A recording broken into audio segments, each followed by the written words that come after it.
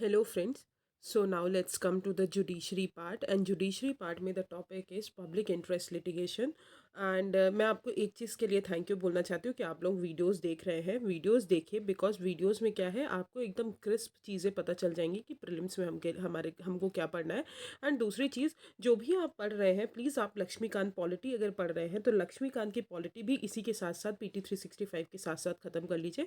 इसका quiz session भी हम लाएंगे जो हम आई थिंक लाइव करेंगे, तो उसको इस सेशन में आप आंसर्स दीजिएगा और हम आपको आंसर्स बताएंगे या फिर समझाएंगे वो टॉपिक। ओके, सो जितना भी चीज़ें हैं हम सारी चीज़ें कवर करेंगे। जो भी शॉर्ट्स वीडियोस आ रहे हैं उनको भी देखिए और भी लोगों को शेयर करिए। बिकॉज क्या होगा कि जब आप कोई चीज़ शेयर करते हैं और उसके बाद आप डिस्कस करते हैं ना, तो सारी चीज़ें आपको बहुत अच्छे से क्लियर कट हो जाती है। Okay, so now let's come to the judiciary part, public interest litigation. Recently ये न्यूज़ में इसलिए है कि बहुत सारे फ्रिवलेस पीआईएल, मतलब बहुत सारे फेक पीआईएल जो है फाइल किए जाते हैं, पिटिशन फाइल की जाती है और फिर पिटिशनर्स पे पेनल्टीज़ इम्पोज की जाती है क्योंकि वो लग्जरी लिटिगेशंस के लिए यूज़ कर रहे हैं पीआईएल। तो पीआईएल क्या होता है, पब्लिक इंटरेस्ट लिटिगेशन कहाँ से आया, बैकग्राउंड क्या है, हम वो सब देखते हैं। तो बैकग्राउंड की पीआईएल की अगर बात करें तो 1976 में पीआईएल जो कॉन्सेप्ट है पब्लिक इंटरेस्ट लिटिगेशन, वो इंट्रोड्यूस किसने किया था, जस्टिस कृष्ण अय्यर इन मुंबई कामगार सभा वर्सेस अब्दुल थाई केस में जो है पीआईएल पहली बार इंट्रोड्यूस किया गया था। जहाँ पे अनरजिस्टर्ड वर्कर्स जो थे, जो भी रजिस्टर्ड, मान ली रजिस्टर्ड वर्कर्स के पास तो होता है पावर कि वो कुछ भी कर सकते हैं, बट अनरजिस्टर्ड जो वर्कर्स थे उनको ग्रांट किया गया कि वो भी रिट जो है पिटीशन फाइल कर सकते हैं अंडर आर्टिकल 32। अब रेट पिटीशन की बात करें तो 5 टाइप्स के रेट्स होते हैं जो कि आपको आर्टिकल 32 में मेंशन है फंडामेंटल राइट्स के। आर्टिकल 32 में ये है कि सुप्रीम कोर्ट में आप डायरेक्टली जाके रेट को फाइल कर सकते हैं, और 226 जो आर्टिकल है that is related to high court, तो हाई कोर्ट में भी आप फाइल कर सकते हैं रेट पिटीशन। ज़रूरी नहीं है कि आप पहले हाई कोर्ट जाए, आप सुप्रीम कोर्ट भी डायरेक्टली जा सकते हैं। तो उसको हम रेट पिटीशन मतलब जैसे मुझे कोई प्रॉब्लम है तो मैं जाके रेट पिटीशन फाइल कर दी कि भाई मेरे को ऐसी ऐसी प्रॉब्लम है, तो रेट पिटीशन जो है कोई भी फाइल कर सकता है। तो पहली बार 1976 में जस्टिस कृष्ण अय्यर जो है जो केस था उसमें जो है अनरजिस्टर्ड वर्कर्स ने पहली बार उनको ग्रांट किया गया था कि वो रेट पिटीशन फाइल कर सकते हैं अंडर आर्टिकल 32। तो 32 आर्टिकल इज इंपॉर्टेंट। 1979 की अगर बात करें तो पहली बार पीआईएल केस रिपोर्ट हुआ था was Hussainara Khatoon versus the state of Bihar, जहाँ पे इनह्यूमन कंडीशंस और जो प्रिजन्स की थी, प्रिजन्स में क्या था, बहुत ज़्यादा इनह्यूमन कंडीशंस थी और अंडर ट्रायल्स बहुत गंदे थे। इसके लिए जो है पहली बार पीआईएल रिपोर्ट की गई। 1981 में अगर बात करें तो न्यू पीरियड आया पीआईएल मूवमेंट का, जो कि किसने स्टार्ट किया था, justice PN Bhagwati in SP Gupta versus union of India case. और जस्टिस भगवती को ही हमारे father of PIL in India बोला जाता था, याद रखिएगा। पब्लिक इंटरेस्ट लिटिगेशन के फादर कौन है, जस्टिस भगवती। अब आते हैं पीआईएल होता क्या है और उसका सिग्निफिकेंस। पीआईएल मतलब public interest litigation. Public interest litigation मतलब जो भी लिटिगेशन है वो पब्लिक इंटरेस्ट होनी चाहिए। ठीक है, मान लीजिए मुझे कोई प्रॉब्लम हो रही तो मेरे अगेंस्ट, अगर मैं डिसेबल हूँ तो मैं मेरे खातिर जो है दूसरा भी कोई पर्सन जाके पीआईएल फाइल कर सकता है सुप्रीम कोर्ट या हाई कोर्ट में। समझ में आया?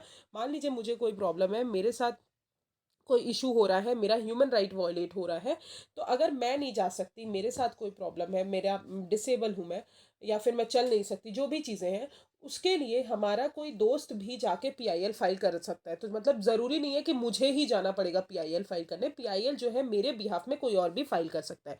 तो पीआईएल क्या है, पीआईएल क्या है, use of the law to advance human right, human rights को बढ़ाने के लिए और इक्वालिटी को बढ़ाने के लिए और इशूज़ रेस करने के लिए, जो ब्रॉडर पब्लिक कंसर्न से इंपॉर्टेंट है। अब एक्सप्रेशन जो है पीआईएल का, हमने पहली बार हमने बोरो किससे किया है, अमेरिकन कॉन्स्टिट्यूशन से किया है, याद रखिएगा, अमेरिकन जूरिप्रूडेंस से हमने पीआईएल को बोरो किया है। और पीआईएल जो है हमारा बेस्ड है आर्टिकल 39A, जो कि डीपीएसपी के अंदर आता है, जहाँ पे हमने बोला है कि किसी भी पर्सन को प्रोटेक्ट करना, सिक्योर करना without any discrimination based on caste, religion, creed. अब पीआईएल जो पावर है वो जनरली पब्लिक को दी गई है बाय द कोर्ट्स। कोर्ट्स ने दिया है कि आप डायरेक्टली जाके पीआईएल फाइल कर सकते हैं। ठीक है, पब्लिक इंटरेस्ट लिटिगेशन केसेस जो है वो बोथ पब्लिक और प्राइवेट मैटर्स में हम एराइज कर सकते हैं। सम ऑफ द मैटर्स जो हमारे पीआईएल में लिए जाते हैं, जैसे बॉन्डेड लेबर हो गया, environment pollution, food adulteration, maintenance of heritage culture, ये सारी चीज़ें जो है हम पीआईएल में लेते हैं। अब पीआईएल जो है कहीं भी फाइल किया जा सकता है, एनी हाई कोर्ट और directly to the supreme court. याद रखिएगा, नॉट कि डिस्ट्रिक्ट कोर्ट वगैरह में, पीआईएल जो है किसी भी हाई कोर्ट में फाइल कर सकते हैं और डायरेक्टली आप सुप्रीम कोर्ट में भी फाइल कर सकते हैं। तो what are the points to remember for the prelims, तो पीआईएल हमने कहाँ से बोरो किया है, that is from the American constitution. Second, what is PIL? PIL जो है जनरल पब्लिक के लिए एक वो दिया है कि ग्रीवांस आप जाके वहाँ पे वहाँ पे पिटीशन फाइल कर सकते हैं, कोर्ट ने ये पावर दी है। पीआईएल जो है डायरेक्टली आप सुप्रीम कोर्ट में भी जा सकते हैं फाइल करने, या फिर किसी भी हाई कोर्ट में जा सकते हैं। दूसरी चीज़, पीआईएल जो है बेस्ड किस पे है, article 39A of the constitution जो था उस पर बेस्ड है, और जस्टिस भगवती को फादर ऑफ पीआईएल बोला जाता है। तो these are the condition, these are the things you must remember for your exam. और सम ऑफ द मैटर्स जो पीआईएल के अंदर, जैसे food adulteration, maintenance of heritage and culture, bond labour, ये सारी चीज़ें पीआईएल के अंदर कवर होती है। Okay, now let's come to important judicial pronouncement. सबसे पहले PIL can be filed by, ठीक है, तो पीआईएल कौन फाइल कर सकता है? कोई भी सिटीजन ऑफ इंडिया, कोई भी सिटीजन ऑफ इंडिया, याद रखिएगा पीआईएल कौन फाइल कर सकता है? कोई भी citizen of India. Here mention the term citizen, तो don't confuse with the resident and citizen. Okay, any citizen of India जो है पीआईएल फाइल कर सकते हैं, और जो भी पिटिशनर्स हैं वो भी फाइल कर सकते हैं। मतलब वो भी फाइल कर सकते हैं, मतलब ऐसा ज़रूरी नहीं है कि एग्रीव्ड जिसको साथ प्रॉब्लम हुई हो वही फाइल करे पीआईएल, कोई भी पीआईएल उसके बिहाफ में फाइल कर सकता है, याद रखिएगा। सेकंड चीज़, organization with condition not based on personal agendas but public interest, ठीक है, तो ऑर्गेनाइजेशन जिनका पर्सनल एजेंडा नहीं है, जो पब्लिक इंटरेस्ट के लिए वर्क कर रहे हैं, वो भी पीआईएल फाइल कर सकते हैं। तो याद करिए, अगर क्वेश्चन आया कि जो भी पर्सनल एजेंडाज हैं उनके लिए भी फाइल कर सकते हैं पीआईएल, तो नो, पर्सनल एजेंडाज के लिए फाइल नहीं कर सकते organization PIL, only for the public interest के लिए आप पीआईएल फाइल कर सकते हैं। दूसरी चीज़, कोर्ट में take awareness of a matter if it publicly important and can also appoint an advocate. Court जो है एडवोकेट को भी अपॉइंट कर सकते हैं, और जो भी पब्लिकली इंपॉर्टेंट मैटर्स हैं उनको लेंगे, ठीक है, तो पीआईएल ऐसे होगा। अब इन कॉन्टेक्स्ट ऑफ पीआईएल कुछ जुडिशियल प्रोनाउंसमेंट है। तो SP Gupta versus union of India 1981 का केस आया था। कोई भी मेंबर एनजीओ का हो या पब्लिक हो, अगर वो बोनाफाइड एक्ट कर रहा है तो वो इन्वोक कर सकता है रिट पिटीशन, मतलब रिट पिटीशन फाइल कर सकता है हाई कोर्ट और सुप्रीम कोर्ट में अंडर आर्टिकल 226 और 32, जो कि हमने बता दिया कि हमारा कॉन्स्टिट्यूशनल प्रोविजन वायोलेट हो रहा है, इसके लिए।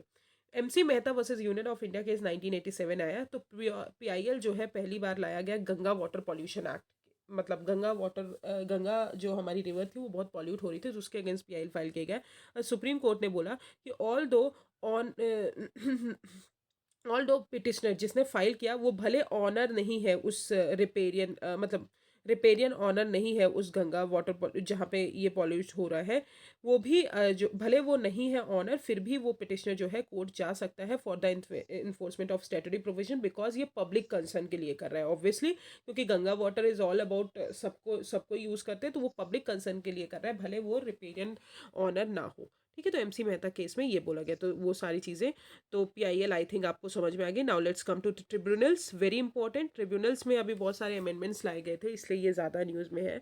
तो सुप्रीम कोर्ट ने बोला कि एनजीटी जो है वो सबऑर्डिनेट है हाई कोर्ट के, क्योंकि हाई कोर्ट जो है किसी टेरिटोरियल जुरिडिक्शन में काम करता है। आपको पता है 24 हाई कोर्ट है, तो हाई कोर्ट जो है हर स्टेट के अलग अलग होते हैं, तो उस जुरिडिक्शन में एनजीटी वर्क करेगा। ये नहीं कि एनजीटी अपना जुरिडिक्शन जो है बढ़ा के वर्क करेगा। Concern regarding an order prohibiting construction works at Rushikonda hills in Visakhapatnam, ठीक है, तो उस हाई कोर्ट जो बोलेगा उसी के अंदर एनजीटी परफॉर्म करेगा। तो सुप्रीम कोर्ट ने यही बोला कि एनजीटी जो है वो सबऑर्डिनेट है हाई कोर्ट की। अब मोर ऑन न्यूज़ में अगर बात करें तो इन कॉन्फ्लिक्टिंग ऑर्डर्स में अगर देखिए, मान लीजिए हाई कोर्ट का ऑर्डर कुछ और है, ट्रिब्यूनल्स का ऑर्डर कुछ और है, तो अगर दोनों में कॉन्फ्लिक्ट हो रहा है तो ऑब्वियसली हमारा हाई कोर्ट प्रिवेल करेगा, because it is the highest authority, it is the constitutional court, right, so वो प्रिवेल करेगा ओवर स्टैट्यूटरी ट्राइब्यूनल्स। अब earlier L Chandra Kumar versus union of India 1997, supreme court ने ऑर्डर किया कि जो भी ट्राइब्यूनल्स सेटअप हुए हैं under article 323A 323B of the constitution are subjected to writ jurisdiction of high court, ठीक है, तो writ jurisdiction of high court के अंदर आते हैं अंडर आर्टिकल 226।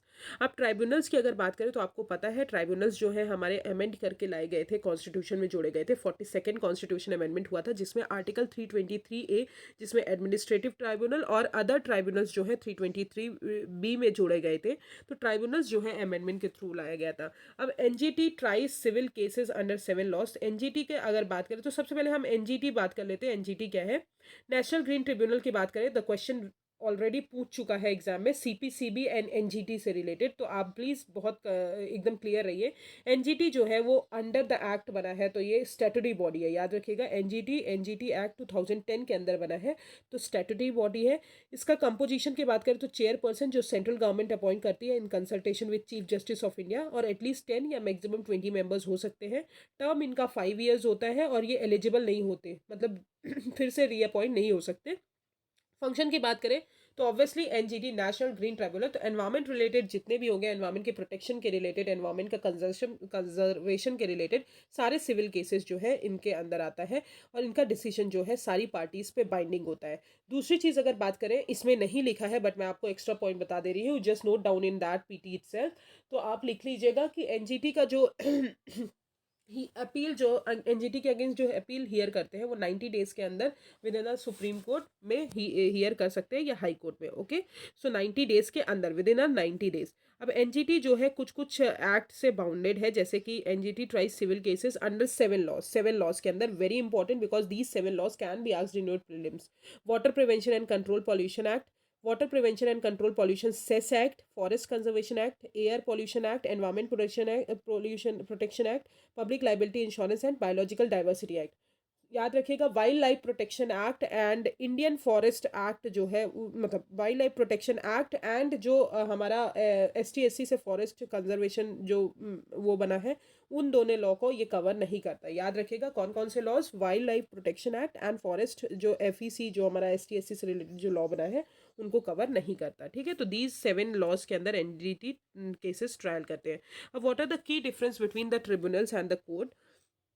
तो स्टेब्लिशमेंट की बात करें तो ट्रिब्यूनल्स जो है एक्ट ऑफ पार्लियामेंट के द्वारा स्टेब्लिश किए गए हैं, और हाई कोर्ट ऑब्वियसली कॉन्स्टिट्यूशन ने ही प्रोवाइड किया है।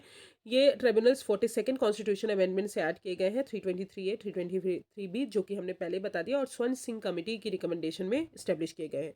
पर्पस अगर बात करें तो ट्राइब्यूनल्स जो है वो स्पेसिफिक मैटर्स पे रिजॉल्व करते हैं, जैसे फॉर एग्जाम्पल एडमिनिस्ट्रेटिव ट्राइब्यूनल्स बनाए तो एडमिनिस्ट्रेशन वाले चीज़ों को रिजॉल्व करेंगे। ठीक है, अदर के लिए ट्राइब्यूनल्स वैसे तो सबके लिए अलग अलग, जैसे फॉरेन ट्राइब्यूनल्स हमने पढ़ा था NRC के केस में, जब हमने अभी अभी फर्स्ट लेक्चर में हमने नेशनल रजिस्टर ऑफ सिटीजन्स पढ़ा था, तो उसमें हमने पढ़ा था कि फॉरेन ट्रिब्यूनल्स बनाए हैं गवर्नमेंट ने, कि फॉरेन ट्रिब्यूनल्स जो है उसमें जाके अगर आपको नहीं मिल रहा है, आप फिर भी फॉरेनर आपको डिक्लेयर कर दिया है, फिर भी आपके पास एक अपील रहती है कि आप जाके फॉरेन ट्रिब्यूनल्स में ही अपील फाइल कर सकते हैं। ठीक है, तो दैट इज़ लाइक ट्राइब्यूनल्स। और अगर हम हाई कोर्ट की बात करें तो लॉ एंड ऑर्डर मेंटेन करने के लिए और डिसीजन देने के लिए सिविल और क्रिमिनल केसेस में।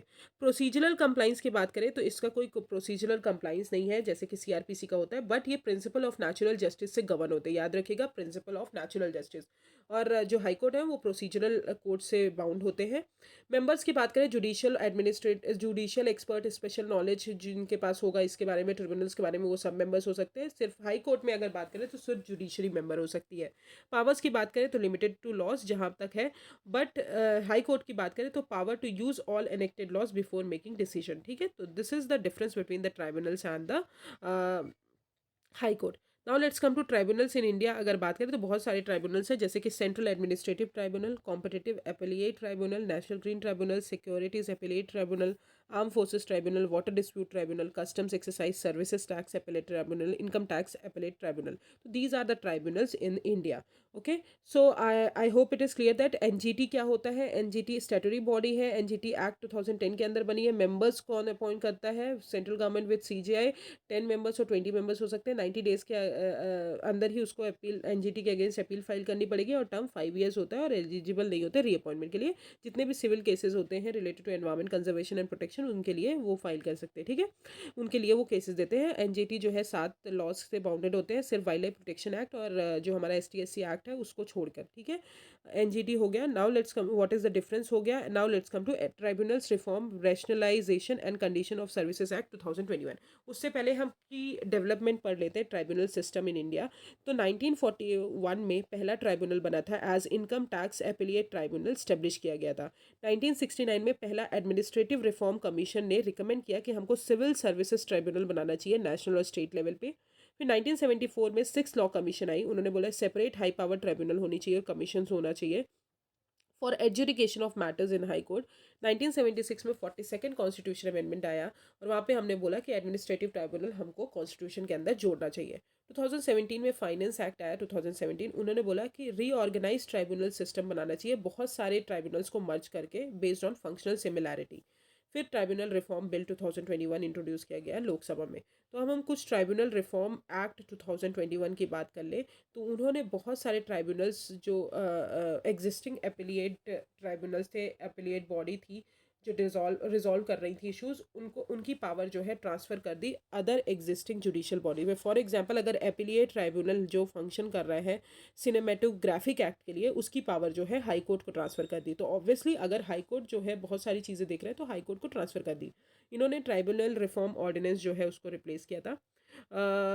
इसमें एक सर्च कम सिलेक्शन कमेटी बनाई गई है जो चेयरपर्सन और मेंबर्स जो है ट्राइब्यूनल्स के उनको सेलेक्ट करेगी। और ये जो है अमेंड फाइनेंस एक्ट में अमेंड करके जो है ये सर्च कम सिलेक्शन कमेटी बनाई गई है, जिन्होंने बोला है कि जो भी कमेटी होगी उसके अंदर चीफ जस्टिस ऑफ इंडिया और सुप्रीम कोर्ट जज जो नॉमिनेटेड होंगे, सीजीआई नॉमिनेट करेगा एज अ चेयरपर्सन होंगे सर्च कम सिलेक्शन कमेटी के। 2 सेक्रेटरीज होंगे जो सेंट्रल गवर्नमेंट नॉमिनेट करेगी। सिटिंग और आउटगोइंग चेयरपर्सन होंगे रिटायर्ड सुप्रीम कोर्ट जज होंगे या हाई कोर्ट चीफ जस्टिस हो सकते हैं। सेक्रेटरी ऑफ मिनिस्टर होंगे अंडर विच ट्राइब्यूनल्स जो है कॉन्स्टिट्यूट किया जाएगा, जिनकी वोटिंग राइट नहीं होंगे। ठीक है, तो वोटिंग राइट उनको नहीं होंगे। तो ये सर्च कम सिलेक्शन कमेटी होगी जो चेयरपर्सन और मेंबर डिसाइड करेगी, और टर्म जो है इनका 4 ईयर्स कर दिया गया है। ठीक है, और up to the age limit of 67 years, मतलब 70 ईयर्स चेयरपर्सन के लिए और 67 ईयर्स अदर मेंबर्स के लिए, और रीअपॉइंटमेंट प्रोविजन है इसमें। 50 ईयर्स मिनिमम होगी, मिनिमम लिमिट होगी कि आपको चेयरपर्सन अपॉइंट करेंगे। तो 50 साल जो है 50 साल का चेयरपर्सन जो है 50 ईयर्स जो है मिनिमम लिमिट है कि चेयरपर्सन को एज अ मेंबर, चेयरपर्सन और मेंबर आप अपॉइंट कर सकते हो। तो ये अमेंड करके फाइनेंस एक्ट में इतनी सारी चीज़ें की गई। Okay, I hope it is clear. Now let's come to the what related information speaker as tribunal. तो आपको पता है जैसे कि हमने बताया कि अभी एंटी डिफेक्शन लॉ जो 52nd अमेंडमेंट है वो हमने अभी पढ़ाया था आपको फर्स्ट लेक्चर में ही। तो एंटी डिफेक्शन लॉ में जिसमें हमने बताया था कि स्पीकर के पास, स्पीकर ने एमएलए को भी डिक्लेयर कर दिया, डिस्क्वालीफाई तो किया ही, प्लस एमएलए को ये भी बोल दिया कि आप एमएलए नहीं रह गए अब। ठीक है, तो स्पीकर के पास ये पावर नहीं है। तो इसमें यही वाला बताया गया है कि स्पीकर जो है कंट्रोवर्सीज में है बिकॉज उनके डिसीजन के कारण, क्योंकि स्पीकर जो है, स्पीकर के पास सिर्फ इतनी अथॉरिटी है कि वो डिस्क्वालीफाई कर सकता है अंडर 10 शेड्यूल। बट उसमें भी कि हो तो होलोहन केस बना है 10 शेड्यूल के अंदर, जिसमें उस केस में बोला गया कि जुडिशियल रिव्यू जो है स्पीकर का जो भी डिसीजन है उस पर एप्लीकेबल है। Okay, so this is all about speaker as tribunal अगर बोला है तो। Okay, now let's come to appointment of जजेस। ठीक है, तो I think this is clear, NGT and all. Now let's come to appointment of जजेस। तो ये न्यूज़ में इसलिए है कि सारी सैंक्शन सीट्स जो थी सुप्रीम कोर्ट ऑफ इंडिया की जो है अभी फिल हो गई हैं 34 आफ्टर मोर देन 2 ईयर्स। पहले कितनी थी सुप्रीम कोर्ट के जजेस की, जजेस जो स्ट्रेंथ थी वो 32 थी, बट अभी जो है और जजेस को अपॉइंट कर लिया गया है, तो 34 जजेस हो गए हैं। तो अपॉइंटमेंट जो है प्रोसेस जजेस का उस केस में दिया है। तो आर्टिकल 124 क्लॉज 1 है जिसमें कॉन्स्टिट्यूशन बोलता है कि पार्लियामेंट जो है डिसाइड करेगा कि कितनी स्ट्रेंथ होगी हमारे सुप्रीम कोर्ट की। तो आप मुझे एक क्वेश्चन आप मुझे कमेंट सेक्शन में बताइएगा कि हाई कोर्ट के लिए कौन डिसाइड करता है कितनी स्ट्रेंथ होगी। ठीक है, हाई कोर्ट में कितनी स्ट्रेंथ होगी, इसके लिए तो पार्लियामेंट डिसाइड करते हैं। सुप्रीम कोर्ट के लिए कॉन्स्टिट्यूशन प्रोवाइड करता है अंडर आर्टिकल 124(1) कि पार्लियामेंट बाय लॉ जो है प्रिस्क्राइब कर सकता है स्ट्रेंथ ऑफ सुप्रीम कोर्ट। अब अपॉइंटमेंट ऑफ जजेस की अगर बात करें तो कुछ कलीजियम सिस्टम्स बनाए गए थे बहुत पहले। ठीक है, 3 केसेस आए थे, उसमें बताया गया था कि कैसे हम अपॉइंटमेंट करेंगे अपने जजेस का। तो फर्स्ट जज केस आया था 1981 में, जिसका इसको एसपी गुप्ता केस भी बोला जाता था।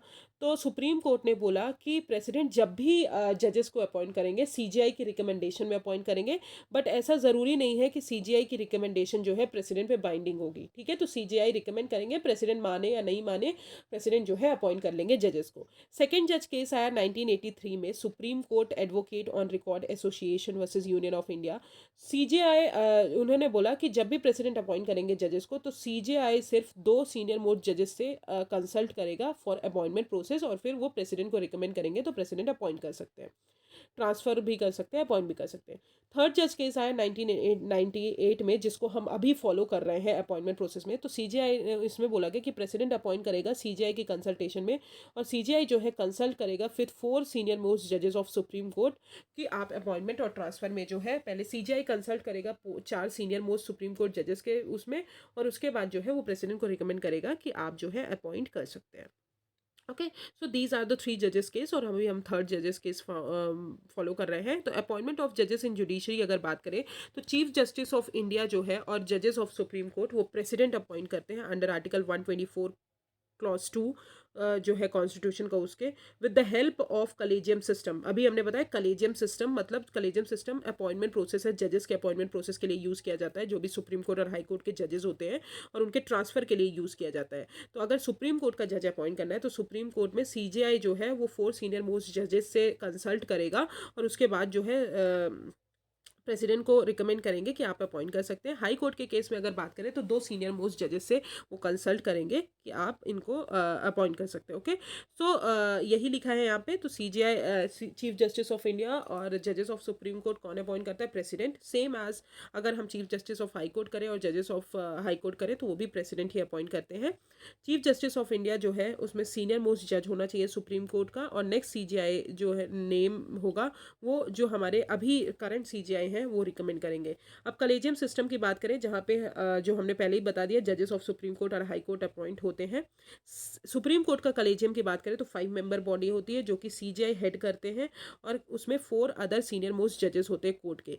हाई कोर्ट कलेजियम की बात करें तो जो भी करंट चीफ जस्टिस है हाई कोर्ट का, करंट चीफ जस्टिस है हमारे वो, और 2 सीनियर मोस्ट जजेस भी उसको रिकमेंड करते हैं। तो this is all about appointment of जजेस। तो आर्टिकल 124 क्लॉज 1 के अंदर 124 क्लॉज 1 के अंदर पार्लियामेंट बोलता है कि कितनी स्ट्रेंथ होगी, एंड उसके बाद 124 क्लॉज 2 के अंदर हमारे जजेस अपॉइंट होते हैं। डिस्ट्रिक्ट जज की बात करें तो डिस्ट्रिक्ट जज भी बहुत हाईएस्ट अथॉरिटी है हमारी डिस्ट्रिक्ट में। तो हाईएस्ट जुडिशियल अथॉरिटी अगर डिस्ट्रिक्ट की बात करें तो वो हमारे डिस्ट्रिक्ट जजेस होते हैं। इनके पास भी ओरिजिनल एपेलेट ज्यूरिडिक्शन होता है बोथ सिविल और क्रिमिनल केसेस में, जैसे हाई कोर्ट और सुप्रीम कोर्ट के पास होता है। अपॉइंटमेंट, पोस्टिंग और प्रमोशन अगर बात करें तो अपॉइंटमेंट उनको गवर्नर करते हैं with in consultation with the high court. याद रखिएगा, in consultation with the high court, very important. High court की कंसल्टेशन के में गवर्नर जो है अपॉइंट करते हैं डिस्ट्रिक्ट जज को। इनकी क्वालिफिकेशन क्या है? सेंट्रल और स्टेट गवर्नमेंट के एम्प्लॉय नहीं होने चाहिए, और एडवोकेट होने चाहिए 7 ईयर्स के लिए। ठीक है, शुड हैव बीन एडवोकेट और प्लीडर फॉर 7 ईयर्स, और ये हाई कोर्ट ही रिकमेंड करेंगे फॉर द अपॉइंटमेंट प्रोसेस। तो डिस्ट्रिक्ट जज का जितना भी अपॉइंटमेंट होगा वो हाई कोर्ट रिकमेंड करेंगे। Okay, I hope now it is clear to you. Now let's come to prison reforms, very important. तो अभी नेशनल क्राइम रिकॉर्ड ब्यूरो जो है एक रिपोर्ट रिलीज़ किए हैं, prison statistics in India report 2021, इसलिए ये न्यूज़ में है। तो सबसे पहले हम प्रिजन के बारे में कुछ चीज़ें देख लेते हैं। तो प्रिजन जो है हमारा स्टेट सब्जेक्ट है, याद रखिएगा प्रिजन क्या है? हमारा स्टेट सब्जेक्ट है। मतलब जो भी प्रिजन्स आते हैं वो स्टेट अथॉरिटी के अंदर आते हैं, और स्टेट रिस्पेक्टिव स्टेट लॉ बना सकता है, और रिस्पेक्टिव स्टेट उस लॉ को रेगुलेट कर सकते हैं। ओके, तो एडमिनिस्ट्रेशन और जो मैनेजमेंट होता है प्रिजन का वो किसके अंदर आता है? रिस्पेक्टिव स्टेट गवर्नमेंट के अंदर आता है। और ये गवर्न किसके थ्रू होते हैं? प्रिजन एक्ट 1984 के थ्रू होते हैं। मिनिस्ट्री ऑफ होम अफेयर्स जो है वो रेगुलर गाइडेंस प्रोवाइड करते हैं, एडवाइस प्रोवाइड करते हैं स्टेट्स को और यूटीज़ को कि कैसे आप प्रिजन्स को रखना है, प्रिजन इनमेट्स को रखना है। ओके, तो प्रिजन्स इन इंडिया की यही है। आपको सिर्फ इसमें इतना याद रखना है कि एनसीआरबी की रिपोर्ट क्या है? Prison statistics in India report.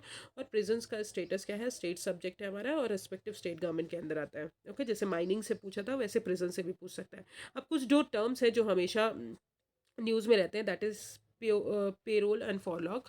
तो पेरोल की अगर बात की जाए तो पेरोल जनरली पिटिशनर्स को, जो भी पिटिशनर होते हैं, जैसे हमने पेरोल फाइल किया तो हम पिटिशनर हुए, तो पिटिशनर को जो है पेरोल ग्रांट किया जाता है स्पेसिफिक एक्सीजेंसी मीट करने के लिए। मतलब अगर बात करें कि मतलब इनको किसी रीज़न की वजह से, मान लीजिए अगर कोई प्रिजनर है वो प्रेग्नेंट हो गए, तो उनको प्रेग्नेंट हो गई तो उसकी वजह से, किसी रीज़न की वजह से आपको प्रिजनर्स को जो है सेंटेंस को सस्पेंड करना, या फिर मतलब जो भी आपको मतलब क्या बोलते हैं उसको, जो भी आपको पनिशमेंट दी गई थी उसको कम करना। ठीक है, तो पनिशमेंट दी गई थी उसको कम करना। तो पेरोल का मतलब होता है, पेरोल हमेशा स्पेसिफिक रीजन के लिए दिया जाता है। फॉरलॉग जो है वो किसी भी रीजन के लिए नहीं दिया जाता, विदाउट एनी रीजन आपको फॉरलॉग ग्रांट किया जाता है, पिटिशन प्रिजनर्स को फॉरलॉग ग्रांट किया जाता है आफ्टर, अगर आपने 7 साल, मान लीजिए 7 साल आपने जेल काट ली, तो आपको बिना रीज़न के ही जो है फॉरलॉग दिया जाएगा। पेरोल जो है रीज़न के साथ दिया जाता है, it is a not a matter of right, ठीक है। अब पेरोल की अगर बात करें तो इसमें जो है प्रिजनर्स को रिलीज किया जाता है सेंटेंस को सस्पेंड करके, मतलब अभी आपका सेंटेंस सस्पेंड किया जा रहा है, जब तक आपको ये स्पेसिफिक रीजन है, आपको ये प्रॉब्लम हुई है, तब तक आपका सेंटेंस जो है सस्पेंड किया जा रहा है। उसके बाद जैसे ही आप ठीक हो गए तो फिर से आपको प्रिजन में रखा जाएगा। फॉरलॉग की अगर बात करें तो पीरियड जो है फॉरलॉग का प्रिजनर्स को ग्रांट किया जाता है is treated as remission of his sentence, मतलब या तो कैंसिलेशन या तो फिर रिड्यूस करना, ठीक है। तो रेमिशन मतलब होता है कि कैंसिल या फिर रिड्यूस करना, तो पूरी तरह कैंसिल कर देना उसका सेंटेंस जो भी उसको पनिशमेंट मिली थी, या फिर उसको रिड्यूस कर देना। तो फॉरलॉग और पेरोल में यही डिफरेंस होता है। अगर क्वेश्चन आता है what is the difference between the furlough and parole, तो parole is given for the specific reason and furlough is not, furlough is given without any reason, ठीक है, प्रिजनर्स को दिया जाता है। दूसरी चीज, पेरोल में जो है सस्पेंशन होता है सेंटेंस का, बट हमारा फॉरलॉग में रेमिशन होता है सेंटेंस का, okay. So these are the terms which is very important for your exam point of view. Now let's come to the prisoners statistics report के कुछ हम वो देख लेते हैं। तो प्रिजनर्स स्टैटिस्टिक्स रिपोर्ट की अगर बात करें तो जितने ये डेटा प्रोवाइड करता है कि कितने प्रिजनर्स अवेलेबल है हमारे यहाँ, कितने टाइप्स के प्रिजन्स है, कितने टाइप्स के जेल्स है, कितने टाइप के जेल ऑफिशियल है, उनकी ट्रेनिंग कैसी होती है, तो ये सारी रिपोर्ट, ये जो रिपोर्ट है हमको ये सब चीज़ें बताती है। की फाइंडिंग्स अगर रिपोर्ट की बात करें तो हाई अंडर ट्रायल्स की बात करें तो हर 10 प्रिजनर्स की अगर बात करें इंडियन जेल्स में, तो 8 प्रिजनर्स जो है उनका ट्रायल अवेटिंग रहता है। उत्तर प्रदेश जेल जो है वो highest number of under trials record करता है। डिसएडवांटेज सेक्शन प्रिजनर्स की बात करें 67.5% जो है वो ST SC OBC कम्युनिटीज से बिलोंग करते हैं। बजट एंड इंफ्रास्ट्रक्चर की बात करें तो सैंक्शन बजट जो है वो अभी इंक्रीज कर दिया गया है 13% in comparison to 2020-21. Okay, so this is all about report. This is not important, it will not come in your exam. Now let's come to National Crime Record Bureau. तो NCRB, it is important, it will be asked in your exam. Okay, तो NCRB की अगर बात करें तो ये हमारी central agency है जो मिनिस्ट्री ऑफ होम अफेयर्स के अंदर आती है। किस मिनिस्ट्री के अंदर आती है? होम अफेयर्स के अंदर आती है। सेटअप कब हुई थी? 1986 में, याद रखिएगा कब सेटअप हुई थी, 1986 में। ऑब्जेक्टिव्स अगर बात करें, वेरी क्लियर, ठीक है। National crime record bureau, crime के जितने भी रिकॉर्ड हैं उनको अपने पास रखना। तो ये क्लियरिंग हाउस है हमारा इंफॉर्मेशन का ऑन क्राइम एंड क्रिमिनल्स में।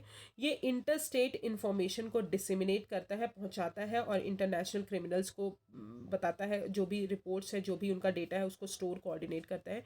ट्रेनिंग फैसिलिटीज़ प्रोवाइड करते हैं जो भी पर्सनल हमारे क्राइम रिकॉर्ड ब्यूरो में काम कर रहे हैं, और फंक्शन करता है as a national store house of fingerprint. जितने भी फिंगरप्रिंट होते हैं कन्विक्टेड पर्सन के, वो हमेशा हमारे नेशनल क्राइम रिकॉर्ड ब्यूरो के पास होते हैं, और जब भी आपको ज़रूरत हो आप उनसे ले सकते हैं। तो national store house of fingerprint जो है वो function as a national store house of fingerprint record of convicted person. Okay, तो this is all about national crime record bureau. Reports जो रिलीज करते हैं, accidental death, suicides in India, crime in India and prison statistics in India, ठीक है। तो these are the 3 reports released by the NCRB। Now let's come to modernisation of prison project. अब modernisation of prison project में term से ही समझ में आ रहा होगा कि हमको प्रिजन्स जो है उनके उनके इंफ्रास्ट्रक्चर को, उनका जो भी हमारे सिक्योरिटीज़ हैं उन सबको मॉडर्नाइज करना, ठीक है। मॉडर्नाइजेशन ऑफ प्रिजन टर्म से ही आपको समझ में आ जाना चाहिए कि प्रिजन्स को मॉडर्नाइज करना through video conferencing, through video infrastructure, ठीक है, कैमराज लगाना, सिक्योरिटी लगाना, स्कैनर्स लगाना, ये सारी चीज़ें जो है कोर कंपोनेंट होंगे हमारे मॉडर्नाइजेशन ऑफ प्रिजन के। तो अभी गवर्नमेंट ऑफ इंडिया ने डिसाइड किया कि वो फाइनेंशियल असिस्टेंस प्रोवाइड करेंगे स्टेट्स को कि अपने प्रिजन्स को जो है वो मॉडर्नाइज करिए बाय कैसे, सिक्योरिटी जेल्स की बढ़ाइए, और रिफॉर्मेशन और रिहेबिलिटेशन चीज़ें बढ़ाइए। ये 5 ईयर्स का प्रोजेक्ट है, 2021 से 26। इसमें सारे स्टेट और UT कवर्ड है और सारे टाइप्स के जेल्स भी कवर्ड है, ठीक है। कोर कंपोनेंट्स जो है MOP के, जो कि मैंने बता दिया। अब ऑब्जेक्टिव क्या है मॉडर्नाइजेशन ऑफ प्रिजन प्रोजेक्ट के? ऑब्वियसली जो भी सिक्योरिटी इंफ्रास्ट्रक्चर गैप है उसको हमको फिलअप करना, न्यू सिक्योरिटी इक्विपमेंट प्रोवाइड करना जेल्स में मॉडर्न टेक्नोलॉजी से रिलेटेड, रिहेबिलिटेट करना इनमेट्स को, और बिल्ड करना attitudinal change in prison officials with respect to handling inmates through training. Okay, so this is called modernization of prison project. So what are the points to remember in this? You just remember prisons report, statistics in India report NCRB declare करते हैं what is the difference between the payroll and forlog. prisons जो है state subject है, national crime record bureau जो है हमारी central agency है जो मिनिस्ट्री ऑफ होम अफेयर्स के अंदर आती है। What are the objectives of that, और रिपोर्ट जो 3 रिपोर्ट रिलीज करते हैं वो, और modernization of prison project. Okay, so this is all about prison reforms. Now let's come to death penalty, capital punishment. तो जो आपको पता है, जब भी फांसी की सज़ा दी जाती है तो that is called capital punishment. Okay, तो किसी भी लॉ के द्वारा, किसी भी उसके द्वारा अगर आपको साबित हो गया है कि आपने ये क्राइम किया है, तो आपको कैपिटल पनिशमेंट दी जाती है। तो सुप्रीम कोर्ट ने रिसेंटली, ये न्यूज़ में इसलिए है क्योंकि सुप्रीम कोर्ट ने बोला, सुओ मोटो ओपन किया, मतलब खुद ही से, सुओ मोटो मतलब होता है खुद ही से ओपन किया, कि वो रिव्यू करेंगे जो हमारा डेथ पेनल्टी से चीज़ें हैं, कोर्ट जो अवॉर्ड करते हैं कि इनको डेथ सेंटेंस दिया जाए, तो उन सब चीज़ों को रिव्यू करेंगे कि उनको डेथ पेनल्टी दी जाए या नहीं दी जाए। अब कुछ कॉन्स्टिट्यूशनल प्रोविजंस हैं, वो हम पहले पढ़ लेते हैं।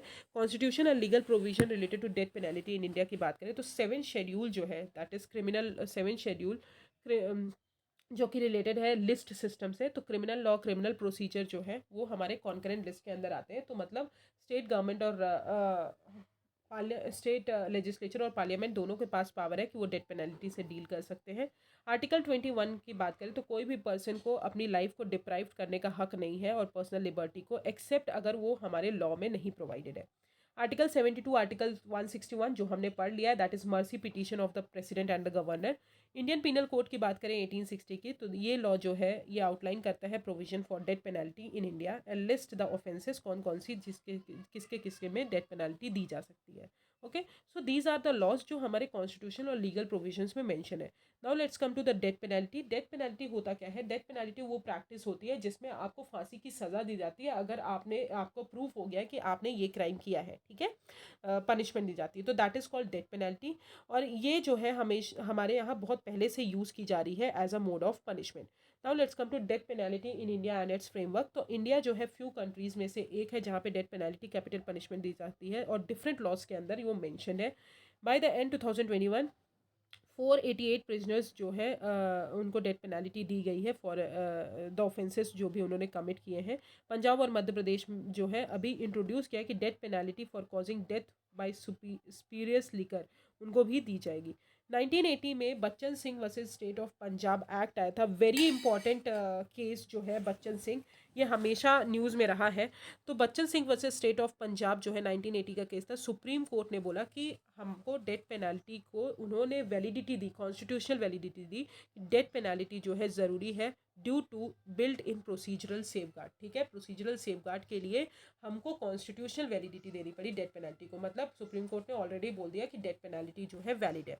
हाउएवर बहुत सारे फ्रेमवर्क है फॉर फ्यूचर सेंटेंसिंग जजेस जहाँ पे उन्होंने डिसाइड किया कि इम्प्रिजनमेंट देना चाहिए या डेथ सेंटेंस देना चाहिए। तो कुछ कुछ इंटरनेशनल कन्वेंशन है डेथ पेनल्टी से रिलेटेड, जैसे convention on the right of child, second optional protocol to international covenant on civil political right, and 4 UN General Assembly resolution है since 2007 for moratorium on the use of death penalty। तो कहाँ कहाँ आपको death penalty use करना है? तो death penalty जो है rarest of the rare cases में आपको यूज़ करना है, ये नहीं कि आप हर केसेस में डेथ पेनल्टी दे रहे हैं। अब इंपॉर्टेंट जुडिशियल प्रोनाउंसमेंट है in the context of death penalty. Bachan Singh versus state of Punjab जो हमने आपको बताया कि उन्होंने बोला कि जो भी डेथ पेनल्टी है, जो भी चीज़ें हैं डेथ पेनल्टी आप यूज़ कर रहे हैं, वो rarest of the rare cases में यूज़ करिए, ये नहीं कि आप हर केस में डेथ सेंटेंस दे रहे हैं। फिर Machhi Singh versus state of Punjab 1983 का एक्ट है। उन्होंने बोला कि आइडेंटिफाई करिए मैनर कि in which the crime was committed, किस मोटिव से कमिट किया गया है, किस चीज़ से कमिट किया गया है, उन सब चीज़ों को, मैग्नीट्यूड ऑफ द क्राइम देखिए, इंटेंसिटी ऑफ द क्राइम देखिए, उसके बाद जो है आप डिसाइड करिए कि आप डेथ पेनल्टी देंगे या नहीं देंगे। ठीक है, तो मैग्नीट्यूड, अगर बहुत ही ग्रेव क्राइम किया है, बहुत ही गंदा क्राइम किया है, मतलब बहुत तो इन ऐसे लोगों को डेथ पेनल्टी देना ज़रूरी है। बट अगर छोटे मोटे केसेस में भी हम डेथ पेनल्टी दे रहे हैं तो that is not so important.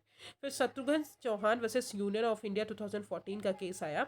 उसमें बताया गया कि undue inordinate and unreasonable delay, अगर डेथ पेनल्टी एग्जीक्यूशन हो रहा है, वो कहीं ना कहीं, अगर हम डेथ पेनल्टी देना चाहते हैं किसी पर्सन को तो हम दे दें, ये नहीं कि डिले कर रहे हैं और उसको पहले टॉर्चर कर रहे हैं, ठीक है, उसको बोल रहे हैं कि तुम कम्यूट करो। तो these are the things which is not important. अगर डेथ पेनल्टी देना है तो आप सीधे दे दीजिए। तो these are the 3 cases related to death penalty. I hope it is clear. Now let's come to the legal services authorities. अब लीगल सर्विसेज अथॉरिटीज़ की अगर बात करें तो ये भी बहुत इंपॉर्टेंट न्यूज़ में है, बहुत इंपॉर्टेंट है, जो हमेशा न्यूज़ में रहती है। रिसेंटली अगर बात करें तो at first all India district legal services authorities जो है मीट हुई है, जो पहली बार हुई है। प्रेसिडेंट प्राइम मिनिस्टर ने अर्ज किया है कि जितने भी अंडर ट्रायल्स का प्रोसेस है उसको आप स्पीड अप करिए जुडिशरी में, और उनको रिलीज़ करिए। क्योंकि क्या होता है कि अगर आप अंडर ट्रायल्स को रखें तो बहुत सारे अदर केसेस भी आते हैं जिनको आप रिजॉल्व नहीं कर पाते, आप इन्हीं केसेस में फंसे रहते हैं। तो सुप्रीम कोर्ट और हाई कोर्ट का ये काम नहीं है कि इन सब चीज़ों में फंसे रहे। तो उन्होंने लीगल सर्विसेज अथॉरिटीज़ एक्ट बनाया, जिसके अंदर उन्होंने डिस्ट्रिक्ट लेवल पे अंडर ट्रायल्स को जो भी इश्यूज़ हैं उनको रिजॉल्व करने के लिए बताया। तो उसको जो है जल्दी जल्दी रिजॉल्व करिए, स्पीड अप करिए प्रोसेस। अब लीगल सर्विसेज अथॉरिटीज़ एक्ट की बात करें तो बहुत इंपॉर्टेंट एक्ट है, जिसके अंदर बहुत सारे हमारे कोर्ट्स बने। Wait a second.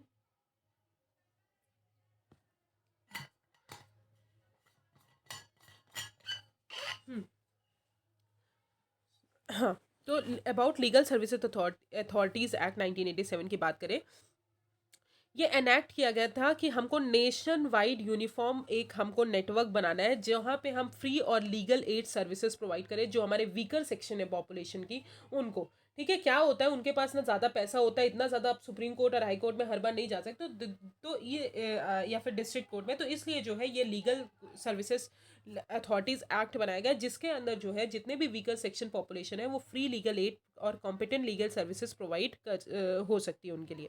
तो आर्टिकल 39A जो DPSP का है, दैट यू नो, कि उसमें बोला गया है कि free legal add and services provide करना पुअर और weaker section of the society को, और जस्टिस इंश्योर करना कि सबको मिल रही है। तो आर्टिकल 39A जो है वो कौन से कॉन्स्टिट्यूशन अमेंडमेंट के थ्रू जोड़ी गई है, ये आप हमें कमेंट सेक्शन में बताएंगे। ठीक है, आप लोग कमेंट सेक्शन में आंसर कर रहे हैं, मुझे बहुत अच्छा लग रहा है, thank you so much, because interactive session हो जाता है जब आप परफॉर्म करते हैं तो बहुत अच्छा फील होता है। ठीक है, तो नालसा जो है वो कॉन्स्टिट्यूट किया गया था, national legal services authorities act जो है वो कॉन्स्टिट्यूट किया गया था under the legal services authorities act, मतलब स्टैट्यूटरी बॉडी है। और ये जो है लीगल एड प्रोग्राम प्रोवाइड करेंगे और पॉलिसीज़ लेट डाउन करेंगे, प्रिंसिपल्स लेट डाउन करेंगे अंडर द एक्ट। अब CJI नालसा का जो हमारे जज होते हैं वो कौन होते हैं, चीफ जस्टिस ऑफ इंडिया जो है वो पेट्रोन इन चीफ होते हैं, याद रखिएगा, चीफ जस्टिस ऑफ इंडिया जो है पेट्रोन इन चीफ होते हैं। और नालसा जो है वो सुप्रीम कोर्ट ऑफ इंडिया में ही हाउस होता है। अंडर द एक्ट अगर बात करें तो स्टेट और district legal services authorities act भी state and district legal services authorities भी कॉन्स्टिट्यूट की गई हैं। ओके, अब हम आते हैं डिस्ट्रिक्ट लेवल सर्विसेज अथॉरिटीज़ की, देख लेते हैं क्या है। तो ये किसके अंदर कॉन्स्टिट्यूट की गई है, हमने देखा लीगल सर्विसेज अथॉरिटीज़ एक्ट 1987 के थ्रू। अपॉइंटमेंट कौन करता है जजेस का, state government in consultation with chief justice of high court जो है ये कॉन्स्टिट्यूट करते हैं डिस्ट्रिक्ट लीगल सर्विसेज अथॉरिटी, हर डिस्ट्रिक्ट जो है हमारे स्टेट की उसमें, और ये स्टैट्यूटरी बॉडी है। कंपोजिशन की बात करें तो डिस्ट्रिक्ट जज इसको हेड करते हैं, who act as a chairman of DLSA। याद रखिएगा कौन हेड करता है, डिस्ट्रिक्ट जज हेड करते हैं विद द चेयर, जो कि चेयरमैन होते हैं DLSA के। और कौन अपॉइंट करता है DLSA को, state government in consultation with chief justice of high court. अब फंक्शन तो सिमिलर है लोक अदालत जैसे, free legal aid services provide करना, ऑर्गेनाइज करना लोक अदालत। ठीक है, जस्टिस इंश्योर करना, फंडामेंटल राइट्स इंश्योर करना कि सिटीजन्स का फंडामेंटल राइट्स जो है वो वायलेट ना हो रहा हो। बर्डन रिड्यूस करना कोर्ट पे by regulating Lok Adalat conducted by national legal services authority. So this is the function you know that right. तो obviously free legal aid services provide करना है वीकर सेक्शन को, तो ऑब्वियसली वही काम कर रहे होंगे कि जो भी हमारे वीकर सेक्शन है उनको जस्टिस इंश्योर करना कि उनको मिल पाए। दूसरी चीज़ इसका एक और हो सकता है कि रिड्यूस करना बर्डन अदर कोर्ट्स पे। Okay, so this is a statutory body. Now let's come to free legal services authorities कितनी कितनी और क्या क्या बनाए गए। तो सुप्रीम कोर्ट तो है ही है, हाई कोर्ट तो है ही है, स्टेट लेवल है ही है, फिर उसके बाद डिस्ट्रिक्ट लीगल सर्विसेज कमिटीज़ बनाई गई और तालुक लीगल सर्विसेज कमिटीज़ बनाई गई। अब what are the constitutional provisions related to under trials. तो आर्टिकल 14 में बोला है कि हमको equality before law and equal protection of law provide करना है कहीं किसी भी पर्सन को कहीं भी टेरिटरी ऑफ इंडिया में। आर्टिकल 20 क्लॉज 2 बोलता है कि हमको सेम ऑफेंस के लिए 2 बार पनिशमेंट नहीं देनी है। ठीक है, मोर देन कोई भी प्रोसिक्यूट और पनिश नहीं होगा सेम ऑफेंस के लिए 2 बार। आर्टिकल 21 फंडामेंटल राइट्स और पर्सनल लिबर्टी ग्रांट करना। आर्टिकल 22 हमने बता दिया था कि आर्टिकल 22 प्रिवेंटिव डिटेंशन हमने पढ़ा था, उसमें हमने बोला था कि कोई भी पर्सन जो है बिना उसको बताए कि आप किस बिना ये नहीं कि आप उसको ग्राउंड इन्फॉर्म नहीं करेंगे कि आप उसको किस वे में अरेस्ट कर रहे हैं, तो आपको सारी चीज़ें इन्फॉर्म करनी पड़ेगी। Article 32(2)26 is related to writ petition of the supreme court and high court, and article 39A is related to DPSP, जहाँ पे फ्री लीगल एड सर्विसेज हम प्रोवाइड करेंगे weaker section of the society को और poor को। ठीक है, तो 39A किस कॉन्स्टिट्यूशन अमेंडमेंट के थ्रू जोड़ा गया है वो आप मुझे कमेंट सेक्शन में बताएंगे। Okay, so I hope it is clear. Now let's come to live streaming of constitution bench hearing. तो जनरली अगर बात करें तो सुप्रीम कोर्ट की जो भी हियरिंग्स होती हैं दैट शुड बी, वो क्या होती कोर्ट के अंदर होती है, उनका कोई लाइव स्ट्रीमिंग नहीं होता। लाइव स्ट्रीमिंग मतलब होता है जैसे कि आप लाइव आते हैं, किसी भी फेसबुक चैनल हो गया या इंस्टाग्राम चैनल हो गया, वैसे ही हमारा कोर्ट जो हियरिंग प्रोवाइड कर रहा है दैट शुड बी लाइव। ठीक है, जनरल पब्लिक उसको देख पाए। डू यू नो में अगर बताएं तो गुजरात जो है पहला हाई कोर्ट है जिन्होंने लाइव स्ट्रीमिंग स्टार्ट की थी। गुजरात हाई कोर्ट जो था वो फर्स्ट हाई कोर्ट था जिन्होंने लाइव स्ट्रीमिंग कोर्ट की स्टार्ट की थी, followed by Karnataka high court. अब for the first time supreme court live stream its constitution bench hearing. About live streaming of court proceeding की अगर बात करें तो लाइव स्ट्रीमिंग जो है सुप्रीम कोर्ट प्रोसीडिंग की वो थर्ड फेज है हमारे ई कोर्ट प्रोजेक्ट का। अब ई कोर्ट प्रोजेक्ट की बात करें तो इलेक्ट्रॉनिक कोर्ट, ई कोर्ट मतलब इलेक्ट्रॉनिक कोर्ट प्रोजेक्ट। अब ई कोर्ट में इलेक्ट्रॉनिक का मतलब अगर बात करें तो इंफॉर्मेशन कम्युनिकेशन टेक्नोलॉजी यूज़ करना जुडिशियल प्रोसीडिंग्स में। ठीक है, दैट इज़ मतलब कोर्ट्स की जो प्रोसीडिंग्स होती हैं, कोर्ट्स जो होता है उसमें जुडिशरी जो होता है उसमें जो है इंफॉर्मेशन कम्युनिकेशन टेक्नोलॉजी यूज़ करना जुडिशरी में। ठीक है, that is e court project. तो Swapnil Tripathi versus supreme court 2018 का केस था। तो सुप्रीम कोर्ट ने डिक्लेयर किया था कि कुछ प्रोसीडिंग्स को हम लाइव टेलीकास्ट करेंगे जहाँ पे क्योंकि वो राइट टू एक्सेस जस्टिस के जो कि आर्टिकल 21 का पार्ट है वो जनरल पब्लिक को मिलना चाहिए। पब्लिशिंग कोर्ट प्रोसीडिंग जो है वो एस्पेक्ट है आर्टिकल 129 का, जिस as per the supreme court is a court of record. Currently अगर बात करें तो 6 high court namely Gujarat, Orissa, Karnataka, Jharkhand, Patna, Madhya Pradesh जो है लाइव स्ट्रीमिंग स्टार्ट कर दिए हैं प्रोसीडिंग्स की on their channels on YouTube. Okay, तो live streaming of court proceeding not so important, just read it because this will not ask in your prelims examination. ठीक है, other platforms to make judiciary more efficient and accessible की बात करें तो SUPACE that is supreme court portal for assistance in court efficiency, उसमें हम artificial intelligence based technology use करेंगे जो हमारे पूरे लॉज को कलेक्ट करेंगे और डेटा अवेलेबल करेंगे, फैक्ट्स अवेलेबल करेंगे। फिर सुवास जो है neural translation artificial intelligence based tool है जो कि सुप्रीम कोर्ट के जजमेंट को वर्नाकुलर लैंग्वेजेस में ट्रांसलेट करेगा। अब आपको पता है लैंग्वेजेस जो सुप्रीम कोर्ट को होती हैं, प्रोसीडिंग्स जो होती है that should be only in English, so that's why वो वर्नाकुलर लैंग्वेज में उसको ट्रांसलेट करेंगे। फिर fast and secure transmission of electronic record system that is faster system. ये जो है हमारे अनरल ट्रायल्स जो है उनको वेट ना करना पड़े बहुत दिन तक, तो इसलिए जो है ये हमारा फास्ट सिस्टम बनाया गया है। फिर फास्ट ट्रैक स्पेशल कोर्ट्स जो कि सेंट्रली स्पॉन्सर्ड स्कीम है जहाँ पे जो भी रेप केसेस है चिल्ड्रन के पॉस्को एक्ट के अंदर जितने भी केसेस होते हैं वो फास्ट ट्रैक स्पेशल कोर्ट्स जो है हियर करेंगे। फिर न्यूली इनिशिएटिव्स लॉन्च अंडर ई कोर्ट प्रोजेक्ट, तो वर्चुअल जस्टिस क्लॉक लॉन्च की गई है जहाँ पे वाइटल स्टैटिक्स एग्जिबिट किया जाएगा कोर्ट लेवल पे। Just IS mobile app 2.0 launch किया गया है इफेक्टिव कोर्ट और कोर्ट मैनेजमेंट के लिए। डिजिटल कोर्ट लॉन्च किए गए हैं जो कि इनिशिएटिव है कि कोर्ट रिकॉर्ड्स जो है ईजिली अवेलेबल हो जज तक इन अ डिजिटलाइज्ड फॉर्म। फिर S3 वास वेबसाइट लॉन्च की है जहाँ पे हमको जो भी स्पेसिफाइड इन्फॉर्मेशन है उसको उस वेबसाइट को मैनेज करना है, डिप्लॉय करना है, कॉन्फ़िगर करना है। ओके, तो these are the e courts initiative जो लॉन्च किए गए हैं। ओके, सो एक चीज़ मैं बता दे रही हूँ, पॉलिटी में ये सब चीज़ें कभी नहीं पूछी जाती। पॉलिटी में हमेशा बेसिक क्वेश्चंस पूछे जाते हैं जो बेसिक हम पढ़ रहे हैं। आपको जो हम भी न्यूज़ पढ़ रहे हैं, जो भी हम करंट अफेयर्स पढ़ रहे हैं उसको हम बेसिक से बस थोड़ा सा कनेक्ट करके पढ़ें, that should be enough for the polity examination. ठीक है, पॉलिटी के जो भी क्वेश्चंस आते हैं, so don't worry about these type of questions, it will never asked in your prelims examination. Just go by your previous year question, because when you see the previous year question, there is these type of questions will not never be asked in polity. Okay, so please stick to the main important point what I am telling you here. What are the important points, what are the what are the points specific for the prelims? Just read it, that just learn it, mug it up.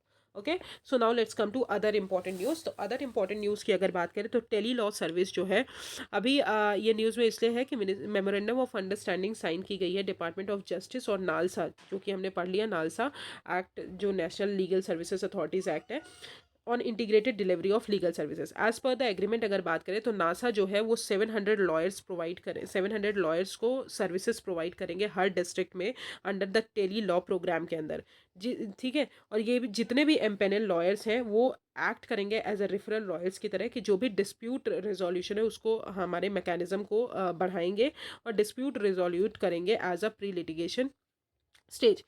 अब tele law service जो है ये launch किया गया था 2017 में, department of justice ने launch किया था, डिपार्टमेंट ऑफ जस्टिस ने लॉन्च किया था, जो कि ministry of law and justice के अंदर आती है।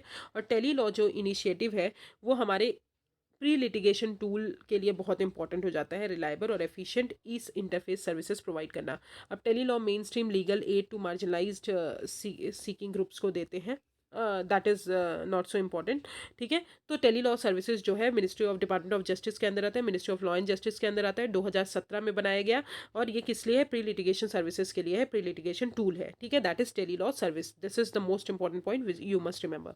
अब आते हैं ब्रॉडकास्ट सेवा पोर्टल। अब ब्रॉडकास्ट को आपको पता है, जो बहुत सारे ब्रॉडकास्ट होते हैं, बहुत सारी चीज़ें होती हैं, तो ये एक ऑनलाइन पोर्टल सॉल्यूशन है जहाँ पे आप बहुत ही स्पीड में फाइल और प्रोसेस कर सकते हैं एप्लीकेशन ऑफ ब्रॉडकास्ट, जैसे कि लाइसेंस अगर आपको चाहिए, परमिशन चाहिए, रजिस्ट्रेशन चाहिए, तो इन सब चीज़ों के लिए एक ऑनलाइन पोर्टल है जो कि प्रोसेस को स्पीड अप कर देगा। ये सिंपली और यूज़र फ्रेंडली वेब पोर्टल है जो ट्रांसपेरेंसी अकाउंटेबिलिटी को मेंटेन करता है और रिड्यूस करता है turn around period of application and same time help करता है एप्लीकेंट्स को कि वो अपनी प्रोग्रेस को टैकल कर सके, ट्रैक कर सके, ओके। तो दैट इज़ कॉल्ड ब्रॉडकास्ट सेवा पोर्टल। अब आते हैं बॉडली ऑटोनॉमी एंड इंटीग्रिटी। तो ये अभी न्यूज़ में इसलिए है कि सुप्रीम कोर्ट ने बोला कि कोई भी इंडिविजुअल को आप फोर्स नहीं कर सकते कि वो वैक्सीनेशन करवाए, ठीक है। सुप्रीम कोर्ट ने बोला कि कोई भी इंडिविजुअल्स को आप फोर्स नहीं करेंगे कि वो वैक्सीन करवाए, बिकॉज बॉडली ऑटोनॉमी और इंटीग्रिटी जो है आर्टिकल 21 के अंदर प्रोटेक्टेड है। आर्टिकल 21 पर्सनल लिबर्टी, आर्टिकल 21 जो है फंडामेंटल राइट्स कॉन्स्टिट्यूशन का, उसके अंदर जो है बॉडली ऑटोनॉमी और इंटीग्रिटी हमारा प्रोटेक्टेड है, इसलिए कोई भी इंडिविजुअल को आप फोर्स नहीं कर सकते कि वो वैक्सीन लगवाए। गवर्नमेंट ने ये भी बोला कि गवर्नमेंट जो है गवर्नमेंट जो है रिस्ट्रिक्शन इम्पोज कर सकते हैं इंडिविजुअल राइट्स के ऊपर बिकॉज ऑफ पब्लिक सेफ्टी, जैसे कोविड-19 में किया, कि उन्होंने बोला कि वैक्सीन लगवाना ज़रूरी है बिकॉज क्योंकि पब्लिक की मेजर पब्लिक का इशू था, इसलिए उसको जो है गवर्नमेंट जो है रिस्ट्रिक्ट कर सकती है। बट अगर नहीं है पब्लिक के पब्लिक के लिए कंसर्न, तो आप जो है उसको फोर्स नहीं कर सकते। बॉडली ऑटोनॉमी एंड इंटीग्रिटी की बात करें, ये राइट है हमारे हर ह्यूमन बींग का, इंक्लूडिंग चिल्ड्रन का, कि वो ऑटोनॉमी और सेल्फ डिटरमाइन कर सके खुद की बॉडी का, ठीक है। और it is violated by any unconsented physical intrusion. अगर कोई भी आप फिजिकल इंट्रूशन कर रहे हो तो ये वायलेट होगा। तो that is bodily autonomy and integrity, it is protected under what? Article 21 of the constitution. Now let's come to sealed cover ज्यूरिप्रिडेंस।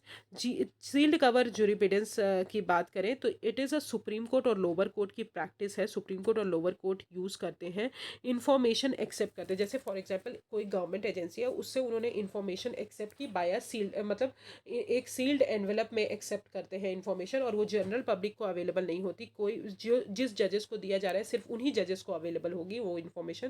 That is called sealed cover jurisprudence, ठीक है। तो ये प्रैक्टिस जो है सुप्रीम कोर्ट और lower court use करते हैं कि जो भी इंफॉर्मेशन, वो इंफॉर्मेशन जो सील्ड एनवेलप में वो लेते हैं और उन्हीं जजेस को अवेलेबल होती है जो जजेस ने लिया है, ठीक है।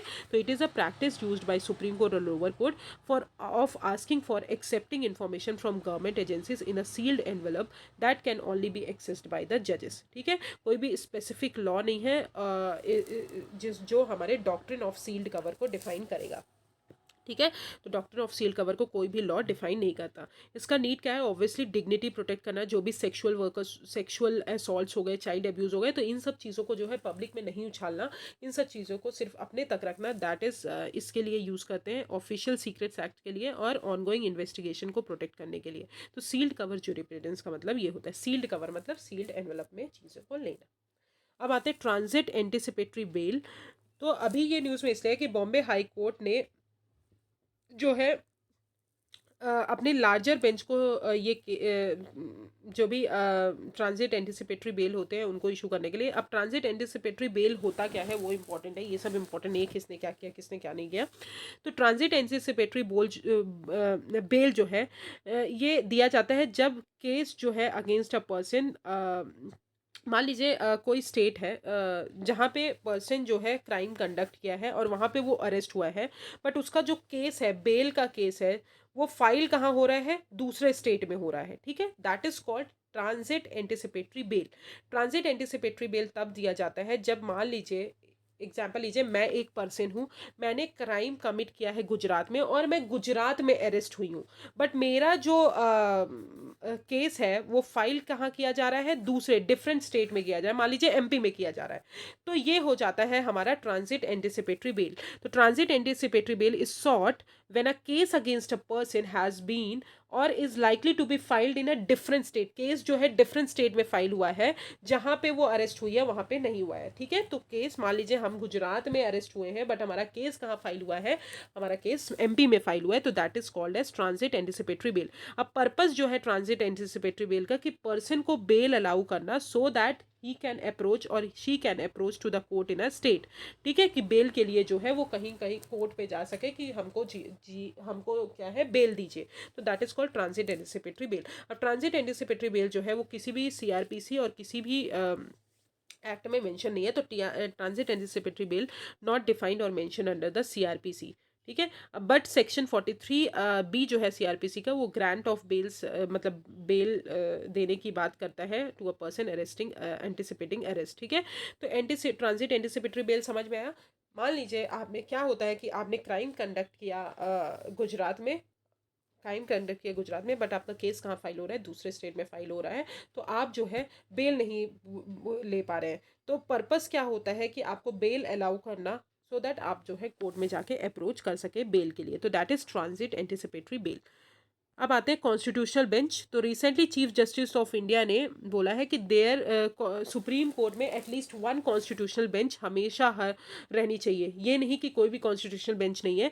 तो सुप्रीम सीजीआई ने बोला है, चीफ जस्टिस ऑफ इंडिया ने, कि एटलीस्ट वन कॉन्स्टिट्यूशनल बेंच जो है फंक्शनिंग हमारे थ्रू आउट द ईयर जो है फंक्शनिंग करना चाहिए सुप्रीम कोर्ट में। प्रेजेंटली अगर बात करें तो 492 constitutional bench matters involving 53 main cases, these are not, this things are not important, so just ignore it, okay. Constitution bench की बात करें तो कॉन्स्टिट्यूशन बेंच जो है वो chief justice of India setup करते हैं। Very important point for the prelims examination. Constitutional bench कौन सेटअप करते हैं, chief justice of India setup करते हैं, ओके। जो सुप्रीम कोर्ट में सेटअप होती है हैविंग 5, जहाँ पे 5 और 5 से ज़्यादा जजेस होते हैं, उसको हम कॉन्स्टिट्यूशन बेंच बोलते हैं। प्रेजेंटली अगर बात करें तो ये सेटअप कौन करता है, CJI on ad hoc basis, जब भी उनको ज़रूरत हो और जब भी ज़रूरत होती है, जब भी नीड अराइज होती है, तब भी वो सेटअप कर सकते हैं। अब कॉन्स्टिट्यूशनल बेंच जो है सिर्फ इन्हीं 5-6 केसेस में, इन्हीं 5 सर्कमस्टांसेस में सेटअप की जाती है। याद रखिएगा, these 5 circumstances are very important. Article 143 के अंदर जब केस जो है सब्सटेंशियल क्वेश्चन ऑफ लॉ और फैक्ट इन्वॉल्व हो, तब जो है, और मतलब कॉन्स्टिट्यूशन के इंटरप्रिटेशन के लिए, तब जो है आपको कॉन्स्टिट्यूशनल बेंच सेटअप करनी पड़ेगी। अगर आपको कॉन्स्टिट्यूशन को इंटरप्रेट करना है, फैक्ट्स और लॉज को इंटरप्रेट करना है, तो आपको आर्टिकल 143 के अंदर जो है जो भी केसेस आते हैं उसके अंदर जो है आप कॉन्स्टिट्यूशनल बेंच सेटअप कर सकते हैं। नेक्स्ट है आर्टिकल 125, जब प्रेसिडेंट ऑफ इंडिया को सुप्रीम कोर्ट का ओपिनियन चाहिए on question of law and fact, तब जो है कॉन्स्टिट्यूशनल बेंच सेटअप होती है। अगर दो से ज़्यादा जजेस जो है सुप्रीम कोर्ट के, उन्होंने कॉन्फ्लिक्टेड जजमेंट दिया है, किसी ने कुछ और बोला है, किसी ने कुछ और बोला है सेम पॉइंट ऑफ लॉ पे, तो आपको जो है तब लार्जर बेंच की ज़रूरत होती है, तब आप कॉन्स्टिट्यूशनल बेंच सेटअप कर सकते हैं। लेटर अगर बात करें तो थ्री जज बेंच जो है डाउट कर रहे हो कि what are the correctness of judgement, previous जजेस जो उन्होंने ऑर्डर दिया था दैट इज़ नॉट करेक्ट, तो उस केसेस में आप कॉन्स्टिट्यूशनल बेंच सेटअप कर सकते हैं। तो कॉन्स्टिट्यूशनल बेंच जो है इन 4 केसेस में सेटअप की जा सकती है। Chief justice of India setup करते हैं, एडहॉक बेसिस पे सेटअप करते हैं, और कॉन्स्टिट्यूशनल बेंच जो है सुप्रीम कोर्ट की 5 और 5 से ज़्यादा जजेस होते हैं। तो this is constitutional bench. Now let's come to the curative petition. तो क्यूरेटिव पिटीशन की अगर बात करें तो क्यूरेटिव पिटीशन लास्ट पिटीशन होती है। जब आप रिव्यू पिटीशन फाइल कर लेते हो, उसके बाद आपके पास कोई पिटीशन नहीं बनती, तो सिर्फ आपके पास क्यूरेटिव पिटीशन होती है। लास्ट कॉन्स्टिट्यूशनल रेमेडी होती है जो पर्सन के पास अवेलेबल होती है, जिसका रिव्यू पिटीशन जो है डिसमिस हो जाता है। ये कहीं पर कॉन्स्टिट्यूशन में मेंशन नहीं है, ये सुप्रीम कोर्ट खुद देती है। इन केस एक केस हुआ था Rupa Ashok Hurra versus versus Ashok Hurra case, उसी के अंदर जो है इन्होंने क्यूरेटिव पिटीशन प्रोवाइड किया था। ये कॉन्स्टिट्यूशन में मेंशन नहीं है, याद रखिएगा, curative petition is not mention in the constitution. ठीक है। अब रिव्यू पिटीशन जो है वो मेंशन है कॉन्स्टिट्यूशन में अंडर आर्टिकल 137, जहाँ पे सुप्रीम कोर्ट एम्पावर करता है कि वो किसी भी जजमेंट को रिव्यू कर सकते हैं, अपने जजमेंट को, to prevent miscarriage of justice. Okay, तो क्यूरेटिव पिटीशन नहीं मेंशन है बट रिव्यू पिटीशन मेंशन है। ओके, तो अभी ये न्यूज़ में इसलिए है कि अभी सेंटर ने इन्फॉर्म किया है सुप्रीम कोर्ट को कि आप क्यूरेटिव पिटीशन को परस्यू करिए। जो भी हमारे भोपाल गैस ट्रेजेडी हुई थी 1986 की, उसमें बोला था कि जो भी कंपनसेशन है विक्टिम्स को प्रोवाइड किया है उसके लिए आप क्यूरेटिव पिटीशन जो है लीजिए। तो that is called curative petition. ठीक है, this is the last constitutional remedy. Now let's come to split verdict. तो अभी ये न्यूज़ में इसलिए है कि सुप्रीम कोर्ट ने अभी स्प्लिट वर्डिक्ट दिया है कर्नाटका हिजाब बैन केस में। स्प्लिट वर्डिक्ट होता क्या है? स्प्लिट वर्डिक्ट तब दिया जाता है जब बेंच जो है केस को डिसाइड ना कर पाए मेजॉरिटी वर्डिक्ट से और इधरवाइज अनएनामिनस डिसीजन से। मतलब या तो वो मान लीजिए मान लीजिए सुप्रीम कोर्ट में बेंच है, जो भी बेंच हेड कर रही है उस जज उसको उस केस को, तो उस केस को वो ना डिसाइड कर पाए, किसी भी चीज़ में ना डिसाइड कर पाए, मेजॉरिटी वर्डिक्ट ही ना दे पाए, तो उसको हम स्प्लिट वर्डिक्ट बोलते हैं। नॉर्मली जजेस जो हैं वो ऑड नंबर्स में सिट होते हैं, जैसे कि 3, 5, 7 for important cases. But in case of split verdict अगर बात करें तो केस जो है हमेशा लार्जर बेंच हेड करती है, हेडेड बाई, जो कि कॉन्स्टिट्यूट कौन करते हैं? Chief justice of India. तो that is called split verdict. Now let's come to doctrine of res judicata. तो सुप्रीम कोर्ट ने हमें ऑब्जर्व किया है दिस डॉक्ट्रिन जो है is attracted not only in separate subsequent proceeding but also subsequent stages of same proceeding. तो ये जो डॉक्ट्रिन है ये है क्या, पहले वो समझते हैं, उसके बाद हम न्यूज़ देखते हैं। तो दिस डॉक्ट्रिन जो है इसका मतलब ये है कि आप मतलब matter judged is the principle that a cause of action may not be relitigated once it has been judged on the merit. ठीक है, तो कॉज ऑफ एक्शन जो है वो रीलिटिगेशन के लिए नहीं यूज होना चाहिए, ये मैरिट पे जज करना चाहिए कि आप जो भी जजमेंट दे रहे हैं that should be based on the merits मतलब फैक्ट्स और लॉज पे बेस्ड होना चाहिए। ठीक है, तो आपको दो बार किसी के लिए आप लिटिगेट नहीं कर सकते, दो बार आप लिटिगेशन नहीं दे सकते कि आप एक ही चीज़ के लिए दो बार बता रहे हैं। ठीक है, आपको क्या करना है, एक ही बार में ही चीज़ें करनी है, ट्वाइस हर चीज़ नहीं करनी। तो फाइनैलिटी जो है लिटिगेशन की उसको प्रोवाइड करता है डॉक्ट्रिन ऑफ रेस जुडिकाटा। ठीक है, तो ये डिफाइंड है किसके अंदर? Section 11 of civil procedure code के अंदर डिफाइंड है। अब आते हैं doctrine of pith and substances. तो पिथ का मतलब यहाँ पे होता है true nature, essence of something, और सब्सटेंस का मतलब मोस्ट इंपॉर्टेंट और essential part of something. Okay, तो ये डॉक्ट्रिन हमको क्या बताता है कि कौन सा जो भी पर्टिकुलर सब्जेक्ट है वो कौन से हमारे लिस्ट के अंदर बिलोंग करता है। मतलब 3 लिस्ट आपने पढ़ी है, union list, state list and concurrent list. किस लिस्ट के अंदर हमारा कौन सा सब्जेक्ट बिलोंग करता है, और वो सब्जेक्ट हम कैसे डिसाइड करेंगे? जो भी सब्सटेंस होगा सब्जेक्ट के अंदर उसको उस मैटर को देख के हम सब्जेक्ट डिसाइड करेंगे कि कौन से लॉ के अंदर, कौन से लिस्ट के अंदर वो प्रोवाइड करते हैं। तो doctrine of pith and substance में आपको सिर्फ यही याद करने की जरूरत है कि ये लिस्ट सिस्टम से रिलेटेड है, कौन सा चीज किस में आएगा वो हमको डिसाइड करना है। तो ये क्या बोलता है? It says that where the question arises of determining whether a particular law relates to a particular subject, so court looks to the substance of the matter। तो जो भी substance होगा मैटर का उसको लुक करेगा। अगर substance of matter union list में follow हो रहा है तो ऑब्वियसली यूनियन जो है एनक्रोच कर सकता है स्टेट लॉ को वो इनवैलिड नहीं होगा। सुप्रीम कोर्ट बहुत सारे केसेस में, Calcutta gas company case, India cement limited, state of Tamil Nadu, इन सब केसेस में principle of pith and substance जो है यूज़ किया है। अब आते हैं doctrine of colourable legislation. Doctrine of colourable legislation की अगर बात करें, वो यही बोलते हैं कि अगर कोई चीज़ आप डायरेक्टली नहीं कर सकते, अगर डायरेक्टली नहीं कर सकते तो वो आप इनडायरेक्टली भी नहीं कर सकते। That is called doctrine of colourable legislation. It depicts just legislation जो है वो कलर को यूज़ नहीं कर सकता और अपनी पावर को यूज़ नहीं कर सकता। अगर आपको एक पावर दी है तो आप उसी पावर को ही वर्क करेंगे, ना कि आप दूसरे पावर को जो है अदर पर्पस के लिए उसको यूज़ कर सकते हैं, बिकॉज वो इनवैलिड हो जाएगा। तो it built on the founding stones of doctrine of separation of power. ठीक है। तो लेजिस्लेचर, एग्जीक्यूटिव एंड जुडिशरी में जो है पावर को सेपरेट होना चाहिए, सेपरेशन होना चाहिए, कोई भी दूसरे की पावर को एनक्रोच नहीं कर सकता है। That is called doctrine of colourable legislation. ये टूल जो है ये सुप्रीम कोर्ट ने डिवाइस किया है, अप्लाई किया है टू इंटरप्रेट कॉन्स्टिट्यूशनल प्रोविजन को इंटरप्रेट करने के लिए, जो भी अनजस्ट और फ्रॉडलेंट यूज़ होते हैं इंडियन लॉज में उसको। Okay, so this is doctrine of colourable legislation. अब आते हैं लॉ कमीशन ऑफ इंडिया। तो लॉ कमीशन ऑफ इंडिया जो है अभी करंटली ये न्यूज़ में है कि 22nd law commission of India जो है कॉन्स्टिट्यूट की गई है, सेंटर ने कॉन्स्टिट्यूट किया है, और उसमें जस्टिस ऋतुराज अवस्थी जो है उसको हेड करेंगे। और अभी तक करंटली 21 लॉ कमीशन थी, बट अब 22nd लॉ कमीशन हो गई है। अब ये हर साल तीन तीन इनका जो टर्म होता है दैट इज़ 3 years होता है, तो 3 साल के लिए बनाई जाती हैं। अब लॉ कमीशन ऑफ इंडिया की अगर बात करें तो कंपोजिशन की बात करें तो ये एक नॉन स्टैट्यूटरी बॉडी है। सबसे इंपॉर्टेंट हो जाता है क्या है, नॉन स्टैट्यूटरी बॉडी है। कंपोजिशन, फुल टाइम चेयरपर्सन होते हैं, 4 फुल टाइम मेंबर्स होते हैं, सेक्रेटरी डिपार्टमेंट होते हैं, फिर सेक्रेटरी लेजिस्लेटिव डिपार्टमेंट होते हैं, और 5 से ज़्यादा मतलब 5 मेंबर्स होते हैं, पार्ट टाइम मेंबर्स होते हैं। फंक्शन क्या होता है, एग्जामाइन करना लॉज को। ओके, और ये एडवाइजरी बॉडी है ministry of law and justice की। तो law commission of India ministry of law and justice की एडवाइजरी बॉडी है, और ये नॉन स्टैट्यूटरी बॉडी है। Now let's come to the Gram Nyayalaya. Gram न्यायालय की बात करें तो ग्राम न्यायालय में ये क्यों न्यूज़ में, इट इज़ नॉट इम्पॉर्टेंट। ग्राम न्यायालय है क्या, तो ग्राम न्यायालय जो है लॉ कमीशन जो थी हमारी, लॉ कमीशन ऑफ इंडिया हमने पढ़ा अभी।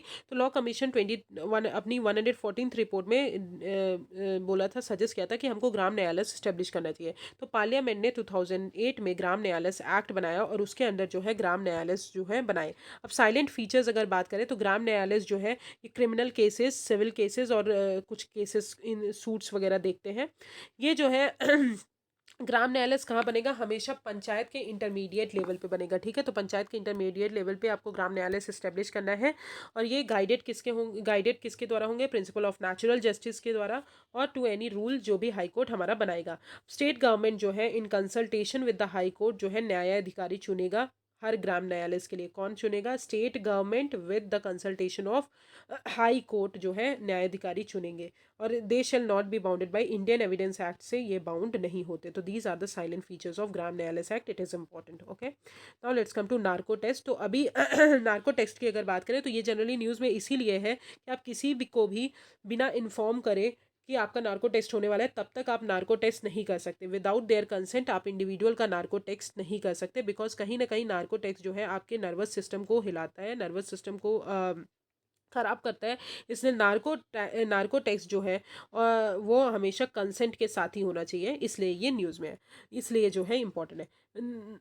ओके, फिर national automated fingerprint identification system. तो मिनिस्ट्री ऑफ होम अफेयर्स ने अभी national automated fingerprint identification system को इनॉग्रेट किया है। ये एक कंट्री वाइड सर्चेबल डेटाबेस है क्राइम्स के लिए। फिंगरप्रिंट मतलब आपका फिंगरप्रिंट एक बार स्टोर हो गया और आपने जो भी क्राइम कमिट किया है वो बाद में भी आप उस फिंगरप्रिंट को यूज़ कर सकते हैं। तो एनसीआरबी ने इसको डेवलप किया है for quick and easy disposal of cases. ये एक unique 10 digit national fingerprint number है, हर पर्सन को असाइन किया जाएगा जो भी अरेस्ट हुए हैं क्राइम से रिलेटेड, और उनका पर्सनल का लाइफ टाइम डिफरेंट क्राइम से रजिस्टर सारी चीज़ें उस यूनिक आईडी में फीड अप होंगी। और मध्य प्रदेश जो है वो फर्स्ट स्टेट है जिन्होंने डिसीज्ड पर्सन के लिए NFIAS जो है यूज़ किया है। ओके, तो this is national automated fingerprint identification system. अब आते हैं नेशनल कंपनी लॉ ट्रिब्यूनल। तो गवर्नमेंट ने NCLT जो है आपने पढ़ा होगा, कंपनीज एक्ट से रिलेटेड है, जो हमारी IBC insolvency and bankruptcy code आया था और कंपनीज लॉ आया था उसके अंदर स्टैब्लिश हुआ है। तो कंपनीज एक्ट 2013 के अंदर हमने NCLT 2016 में स्टैब्लिश किया है, तो वो ऑब्वियसली स्टैट्यूटरी बॉडी हो गई। इट हैज़ टोटल 28 बेंचेस और प्रिंसिपल बेंचेस की न्यू दिल्ली में। ओके, NCLT का भी जो पीरियड है वो 5 years कर दिया है, और till they attain the age of 65 years तब तक वो रहेंगे। अब क्राइम मल्टी एजेंसी सेंटर की अगर बात करें तो बहुत सारे स्टेट्स और यूटीज़ ने जो है अभी सिंगल अलर्ट जो है अपलोड नहीं किया है ऑन क्राइम एक्ट।